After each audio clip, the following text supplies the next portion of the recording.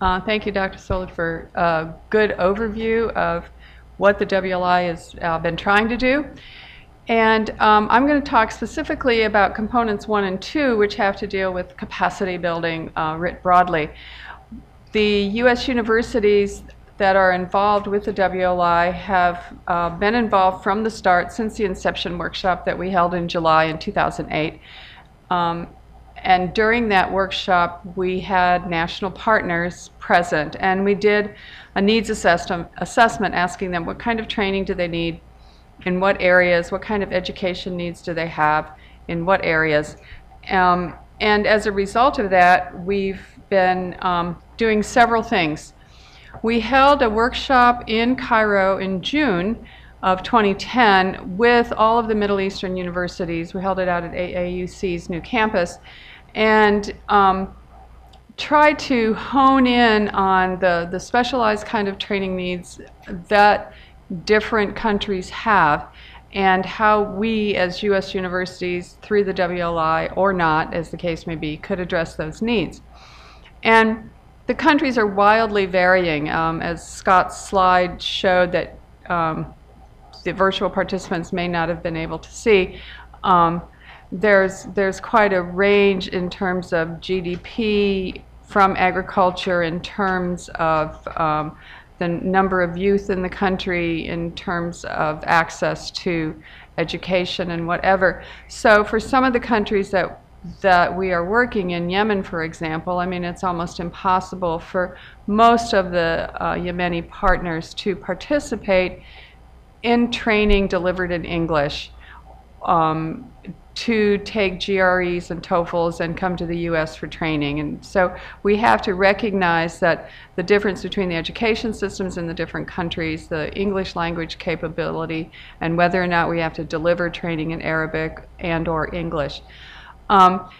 We also learned at this workshop, to which all the deans of these various universities were invited, we learned that in some cases, distance education is an acceptable method of delivering information. In other cases, it's banned by the national government. So, for example, we could not deliver distance education master's programs in Egypt and Jordan. It's not allowed under national policy. We also learned that, there's differences in ability to pay. Both universities in Egypt and universities in Jordan recognize the tremendous need they have to build capacity in their universities, and they are willing to send their students to the U.S. for graduate degrees.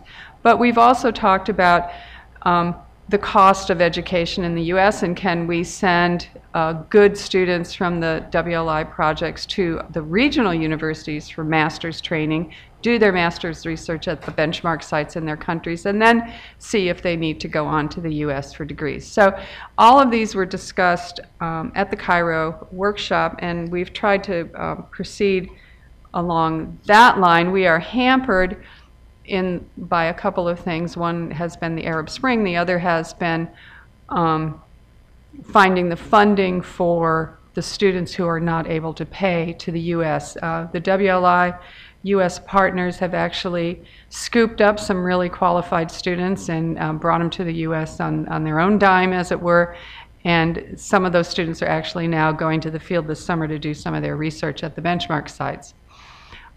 These are the universities that are involved in the project, and there were two reasons actually that the U.S. universities got involved. One, of course, were the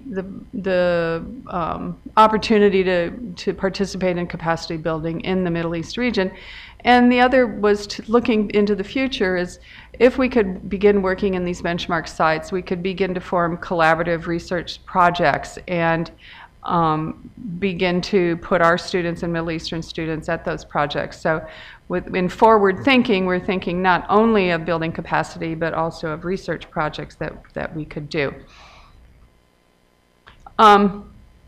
As we look at the training needs of the WLI and national staff, we have such a range of possible participants and possible trainees. Some are young and have no field experience. They may have even a master's degree in agriculture but have never actually spent any time in the field interviewing farmers. They just have an education in the classroom. Some of the older NARS participants are not as up to speed on technology, and I would like put myself in that category. And learning how to maneuver USAID processes, in particular USAID Feed the Future indicators are the bane of our existence, and we have tried and tried to tell them what an indicator is and how you can measure it, and I think we're going to just go do some indicator workshops because it's not sinking in. Also, the costs of doing these trainings, we way underestimated the cost, and where we hold things certainly is a cost issue, and we decided, I did a gender workshop with colleagues in March at Aleppo, and it became really obvious that bringing only 2 people from a benchmark site so that there's good representation from all 7 or 8 sites is not sufficient for the kind of really in-depth focused training that the WLI partners need to have. As a result of that, we're doing this extension workshop. UC Davis and Utah State are participating in doing an extension workshop, and we're doing it more regionally or by agri-ecosystem so we can get more people to the training, because the training needs are so great. So Jim Hill is going to be doing that in Lebanon with his colleagues and bringing over Syrian staff to really participate. So it'll be a day of training, a day in the field of practicing, a day of training, a day back in the field of practicing. So the capacity development needs are quite great, and we're trying to be nimble in terms of how we address those capacity development needs, but also aware of our budget issues. The way forward, we really have been fortunate to hire somebody fairly stellar who is really taking lead on communication. You'll look at our new website and our materials, and she's doing a great job of getting information out now. Certainly we hope that we're going to get some more funding, figuring out where it is we're going to work. As you know, there's some places that we can't work in for a little while, but we hope that's not permanent. Who's going to be involved, and can we begin to turn over a lot of this capacity building work regionally so that the expensive U.S. people don't have to continually go over. But we'd also like to have additional U.S. faculty participate. I know I, for example, went to Syria 3 times in 3 months. It would have been great if somebody else could have done some of that travel. And we want to get more students involved. We have a sub-grant from the USAID project for student exchanges in particular. Because of the situation, we're only placing 4 students in the next couple months for the summer, but we're hoping that as things ease up that we'll be able to place more students in the field. And so we'll have 3 students working together in Lebanon, in the Bekaa Valley, and 1 student working in Egypt. And we hope that we can get more of that going on. And that's it.